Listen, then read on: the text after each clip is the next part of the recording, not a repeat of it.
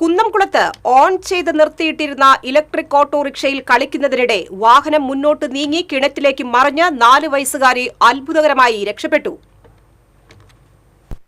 കുന്നംകുളം മരത്തങ്കോട് അമ്പലംപള്ളി സ്വദേശി ബിന്നി സീമ ദമ്പതികളുടെ മകൾ എൽസയ്ക്കാണ് പരിക്കേറ്റത്.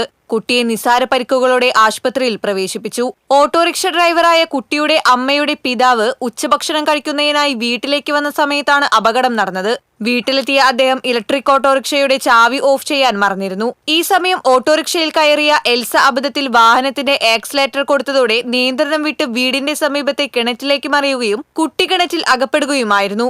സംഭവം ശ്രദ്ധയിൽപ്പെട്ട ഉടൻ തന്നെ അയൽവാസി കിണറ്റിലിറങ്ങി കുട്ടിയെ സുരക്ഷിതമായി പുറത്തെടുക്കുകയായിരുന്നു. ഉടൻ തന്നെ കുട്ടിയെ ആശുപത്രിയിലേക്ക് മാറ്റി. വിവരമറിഞ്ഞ് Kunnamkulam grade fire station officer Benny മാത്യുവിന്റെ നേതൃത്വത്തിലുള്ള ഫയർഫോഴ്സ് സംഘം ഉടൻ തന്നെ സംഭവസ്ഥലത്തെത്തി കിണറ്റിൽ കിടക്കുന്ന ഓട്ടോറിക്ഷ പുറത്തെടുത്തു.